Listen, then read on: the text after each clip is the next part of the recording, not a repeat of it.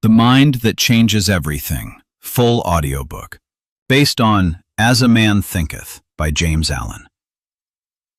The most dangerous thing you do every day. You are thinking right now. You were thinking the moment you woke up this morning. You were thinking before you went to sleep last night. You have been thinking without pause, without permission, without choosing most of it, every single moment of your life. And here is what almost no one understands. Every thought you think is building something. Not metaphorically, not spiritually, literally, practically, measurably. Your thoughts are constructing your character. Your character is shaping your decisions. Your decisions are creating your circumstances. And your circumstances, the life you are living right now, are the complete, undeniable record of everything you have ever thought. In 1903, a man named James Allen wrote a small book, 106 pages.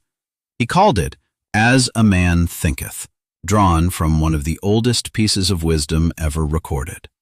As a man thinketh in his heart, so is he. That book has never gone out of print. It has been read by more people than almost any other work of self-development in the last 2 centuries. Because it contains something that no amount of strategy, no financial plan, no motivational speech can replace. The truth about what is actually controlling your life. This audiobook will walk you through all 7 chapters of Allen's masterwork, with the depth and practical application his ideas deserve. By the time this is over, you will never look at your own mind the same way again. Chapter 1. Thought and Character.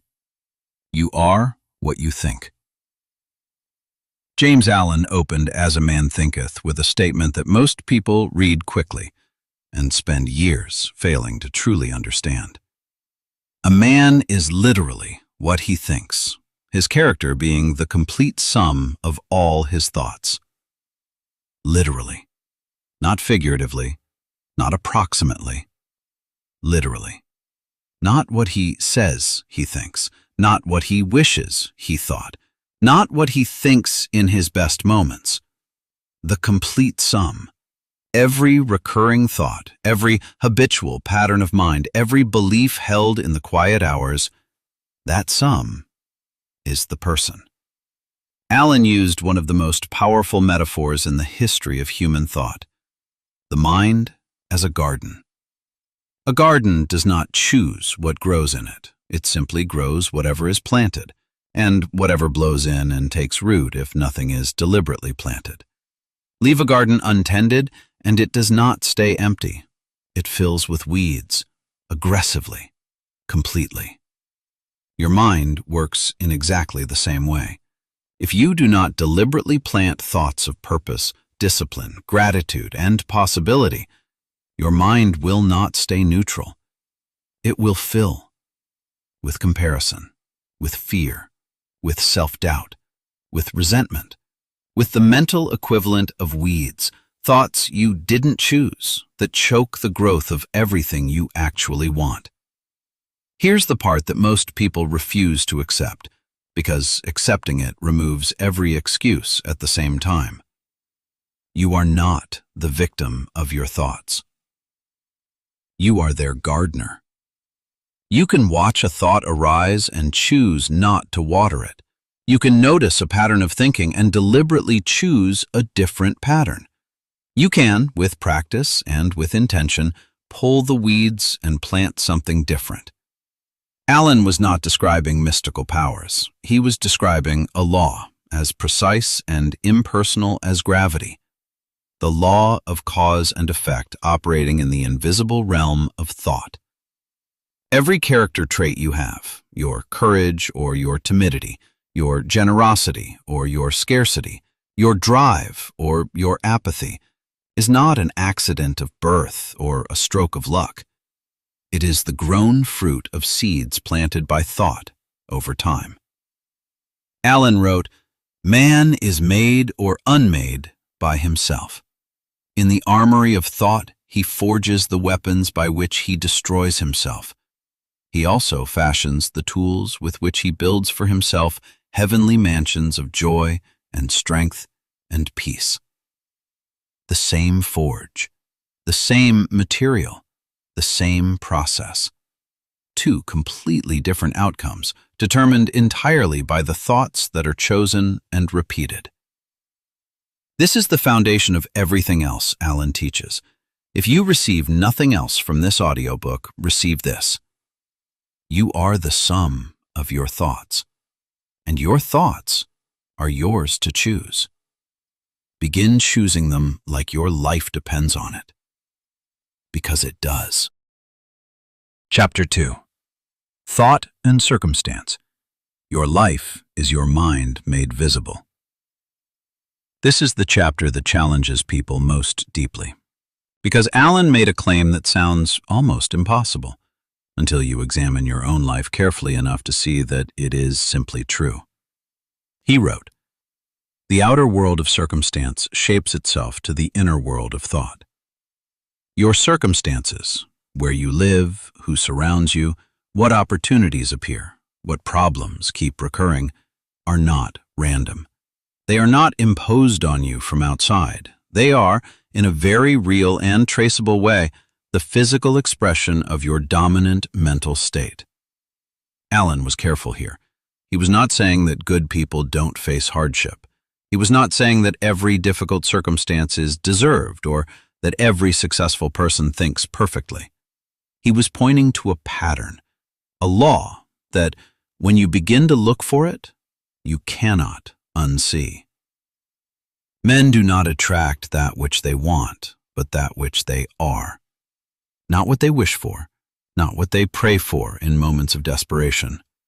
What they are, consistently, habitually, at the level of deep, recurring, automatic thought.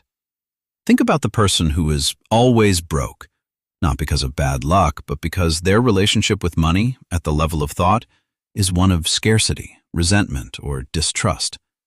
Every windfall gets spent, every opportunity gets second-guessed.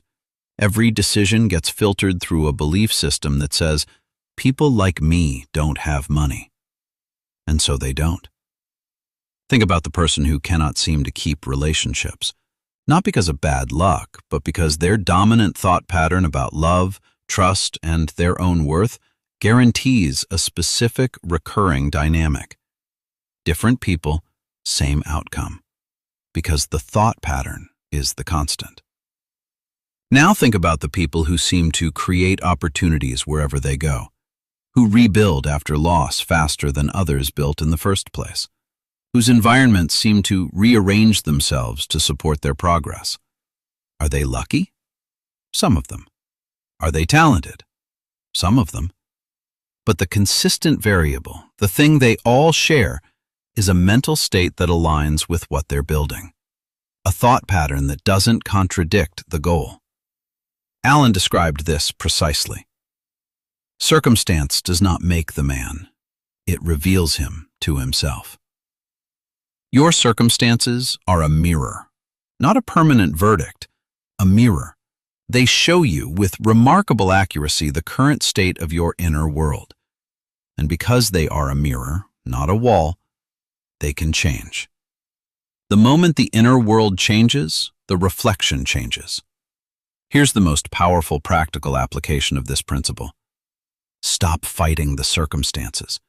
Start examining the thoughts that created them, not with guilt, not with self-punishment, with the same calm, curious attention a gardener brings to examining why one area of the garden isn't thriving.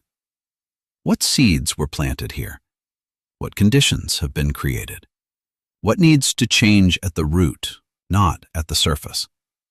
Because you can spend your entire life rearranging the reflection, or you can change what's standing in front of the mirror. Chapter 3. Thought and the Body, the Physical Price of Mental Chaos.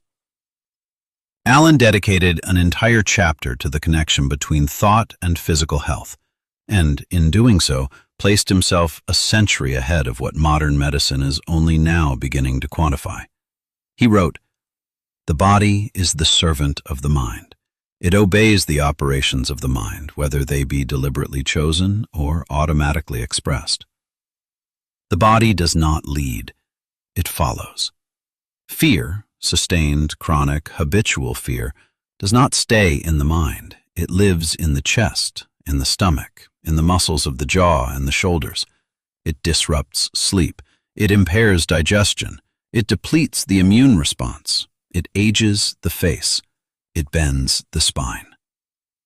Resentment, held long enough, creates a specific kind of physical tension that never fully releases. The person who cannot forgive carries the weight of it in their body every day, not as punishment from outside, as the physical expression of an inner state that has nowhere else to go." Allen wrote, "Strong, pure, and happy thoughts build up the body in vigor and grace." This was not poetry. This was observation, and modern science has confirmed it with precision that Allen never had access to. The measurable effects of chronic stress hormones on cellular aging, the documented impact of gratitude practices on cardiovascular health, the physiological difference between a body operating from fear and a body operating from purpose. Your mental state is biochemistry. Your thoughts are instructions being written in the language of hormones, neural pathways, and cellular function, every moment, all day long. Allen made a distinction here that is particularly important. He separated disease from dis-ease. The external invasion of a pathogen is one thing, but the erosion of health through chronic negative mental states, anxiety, hatred, prolonged grief, deep-seated resentment. This is a self-inflicted wound, not because the person is weak, because they don't know they're doing it. He also wrote something that is perhaps the most beautiful line in this chapter. "A serene mind is the most priceless possession available to the human being. Not just for peace, not just for happiness, for health, for longevity, for the physical capacity to do the work you were put here to do." Here is the application. The investment you make in the quality of your thoughts is not a soft philosophical luxury. It is the most practical health decision you make every single day. What you think, for how long, with what intensity, in which direction, is actively shaping the physical instrument through which you live your entire life. Protect it accordingly. Chapter 4. Thought and Purpose. The Mind Without Direction. Allen's fourth chapter is the one that speaks most directly to the restless person, the person who has energy, real, genuine energy, but cannot seem to channel it into anything that builds. He wrote, "Until thought is linked with purpose, there is no intelligent accomplishment. Not reduced accomplishment, not slower accomplishment. No intelligent accomplishment. Because purposeless thought, thought without a clear, committed direction, is not neutral. It is actively destructive. It turns inward. It becomes anxiety, rumination, fear, and fantasy. The mind that has no worthy goal to move toward will manufacture its own suffering to fill the space." Allen was blunt about what happens to people who drift without purpose. They allow their bark of thought to be tossed about by every wind of caprice and every tide of circumstance. Every distraction pulls them off course, because there is no course. Every opinion reshapes their thinking, because they have no anchor.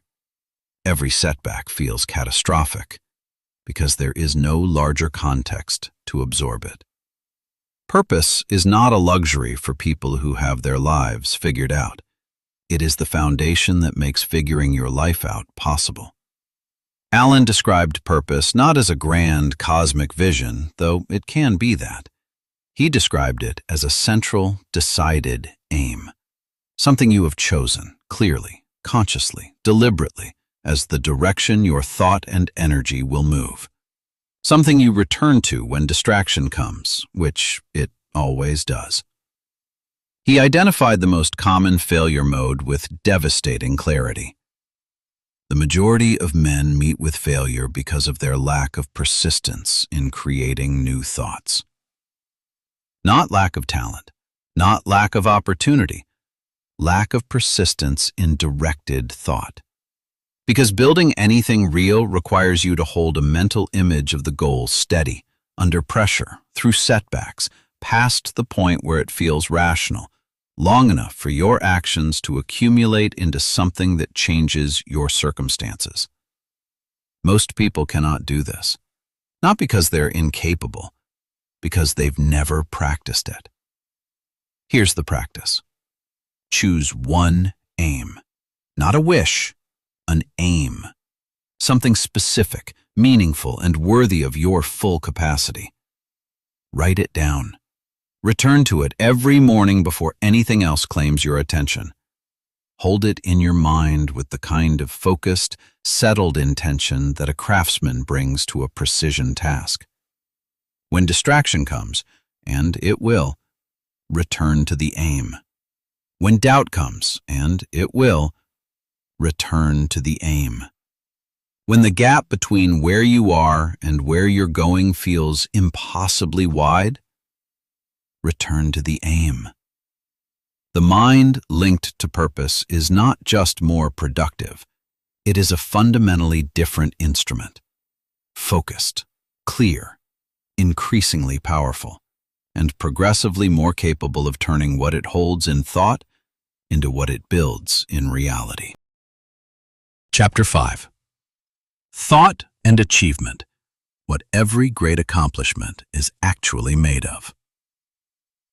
Every great thing that has ever been built began the same way. Not with a tool, not with capital, not with the right team or the right timing or the right market conditions. With a thought, held long enough, clearly enough, and with enough conviction to survive contact with reality. Allen wrote, "All that a man achieves and all that he fails to achieve is the direct result of his own thoughts. Every single thing." This is either the most terrifying or the most liberating sentence James Allen ever wrote, depending on what you choose to do with it. If you read it as judgment, as a verdict on everything you haven't achieved, it is crushing. But that's not how Allen meant it. He meant it as an invitation. Because if your thoughts are the cause of your results, then changing your thoughts changes your results. Not as a hope, as a law.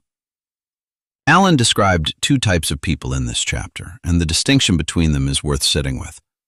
The first type blames circumstances for their lack of achievement: the economy, their upbringing, their luck, the people who didn't help them, didn't believe in them, didn't give them what they needed. And all of those things may be real. But focusing on them as the cause keeps the person exactly where they are, because it locates the power to change things outside themselves, where they cannot reach it. The second type takes what Allen called self-control and self-purification, the discipline of examining and improving their own mental patterns, and finds, without exception, that as their inner state improves, their external circumstances begin to improve in direct proportion. He wrote, "The man who does not shrink from self-crucifixion can never fail to accomplish the object upon which his heart is set." Self-crucifixion, the willingness to abandon the thoughts, habits, and identities that feel comfortable but are keeping you small. The willingness to let go of the version of yourself that has been the excuse. That is the price of achievement. Not luck, not connections, not talent. The willingness to change your mind, fundamentally, persistently, at depth. Here's the practical truth this chapter delivers. Achievement is not primarily an external process. It is an internal one that manifests externally. The builder must first build in thought before they build in material. The writer must hold the vision of the completed work before the first word is written. The entrepreneur must see clearly, specifically, with enough detail to guide daily action, what they are building, long before the market confirms them. The achievement you want already exists as a thought. The only question is whether you are willing to hold it long enough, clearly enough, and with enough disciplined action for the physical world to catch up. Chapter 6. Visions and Ideals. The Dream That Became the World. James Allen's 6th chapter is the most poetic in the book, and the most important for understanding why dreaming is not a waste of time. He wrote, "The dreamers are the saviors of the world, not the cynics, not the pragmatists, not the people who keep their expectations low to avoid disappointment. The dreamers, the people who could see, clearly and in detail, something that did not yet exist. Every piece of music ever composed was first a silence that someone believed could be filled. Every building ever constructed was first a space that someone believed could be shaped. Every scientific discovery was first an impossible question that someone refused to stop asking." Allen's insight was precise. You will become as small as your controlling desire, as great as your dominant aspiration. Not your talent, not your resources, not your circumstances.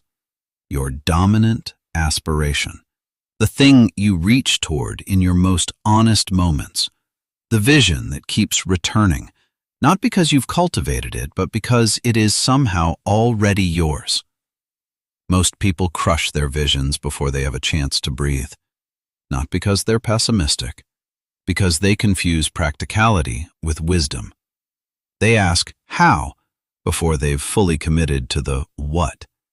And when the how isn't immediately clear, which it never is, they take that as evidence that the vision isn't viable, and they let it go. Allen would say that is precisely backwards. The commitment to the vision comes first. The how reveals itself in response to that commitment, not before it. He wrote, "Your vision is the promise of what you shall one day be. Not a fantasy, not a delusion, a promise, a preview, a glimpse from the inside of what the law of cause and effect will eventually make visible on the outside, if the thought is held and acted on and not surrendered." Here's the practice. Find the vision that keeps returning, the one you've talked yourself out of, rationalized away, decided is too big or too unlikely or too late. Sit with it. Not to plan it, not yet. Just to honor it. To ask, what if this vision is not wishful thinking but accurate perception? What if I can see it because I'm meant to build it? Allen would tell you to take that vision seriously. More seriously than you take the obstacles, more seriously than the doubt, more seriously than the opinions of people who cannot see what you see. Because the history of human achievement is not written by the people who were realistic. It is written by the people who were faithful to what they saw in their own minds, long enough for the world to catch up. Chapter 7.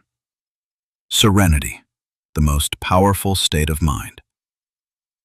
James Allen ended his book not with a call to ambition, not with a strategy or a system or a set of habits. He ended with serenity. And in doing so, he revealed something that most achievement culture has still not understood. The calm mind is not the passive mind. It is the most powerful mind. He wrote, "Calmness of mind is one of the beautiful jewels of wisdom." Not calmness as absence of passion, not calmness as indifference or detachment. Calmness as the hard-won result of understanding your own mind completely, of knowing your thoughts well enough to choose them, of having practiced self-direction long enough that you no longer react to every stimulus. You respond, deliberately, from your own center. Alan described what happens to the person who develops genuine serenity. The more tranquil a man becomes, the greater is his success, his influence, his power for good. Not less effective, more effective. Because the reactive mind, the mind that swings with every mood, every provocation, every piece of bad news, is a mind that is constantly spending its energy on recovery instead of creation. The serene mind doesn't need to recover. It doesn't lose its center. It doesn't scatter its energy across 100 emotional reactions in a day. It holds its course. It accumulates. It builds. Alan also wrote something here that cuts directly against the culture of constant urgency. The strong, calm man is always loved and revered. He is like a shade-giving tree in a thirsty land. In a world of noise, the person who is genuinely settled is extraordinary. Not because they're disengaged, because they have something rare. An inner stability that cannot be manufactured by success or destroyed by setback. That has been built deliberately, thought by thought, over time. And it changes how others experience them. Leaders who are calm under pressure create calm in others. Partners who are genuinely settled create safety in relationships. The person who has cultivated serenity becomes an anchor, not just for themselves, but for everyone around them. Here is Alan's final instruction, the culmination of everything this book teaches. Keep your hand firmly upon the helm of thought. In the core of your heart, serenity will be found. By the right choice and true application of thought, man ascends to the divine perfection. The helm of thought. That is the image to carry from this audiobook. Not the wind, not the waves, not the current of circumstance and opinion and distraction. The helm. Your hand on it. Your mind directed. Your course chosen. And the extraordinary, unmistakable, compounding power of a human life lived from the inside out, rather than tossed about by everything from outside. Closing. The thought you'll think next. James Allen died in 1912 at the age of 47. In his brief life, he wrote 19 books, all of them explorations of the same essential truth, that the mind is the master, that every human life is, at its core, a record of thought, a monument or a ruin, built one thought at a time over the course of a lifetime. He didn't write As a Man Thinketh for philosophers. He wrote it for the ordinary person who suspects, somewhere deep and quiet, that they are more capable than their current circumstances suggest. That something in their thinking, not their talent, not their luck, not their timing, is the variable that hasn't yet been adjusted. He was right. And you know he was right because something brought you here. Here is your one practice from this audiobook. Not a system, not a plan. One practice. For the next 7 days, before you check your phone, before you speak to anyone, before the day rushes in and claims your attention, sit for 5 minutes and deliberately choose the thought you want to carry into the day. One clear thought. About what you're building. About who you're becoming. About what you choose to see in yourself and in the world around you. 5 minutes. 7 days. And notice what changes. Because Alan was not offering a philosophy. He was describing a law. And laws don't require belief to operate. They simply respond to whatever you feed them. Feed them something worth building. If this audiobook gave you something real, subscribe. Every week, we bring the most powerful books on mind, money, and human potential to life in audiobook form. Share this with someone who needs to hear it. Leave a comment with the thought you're choosing to carry forward. As a man thinketh, so is he. Choose wisely.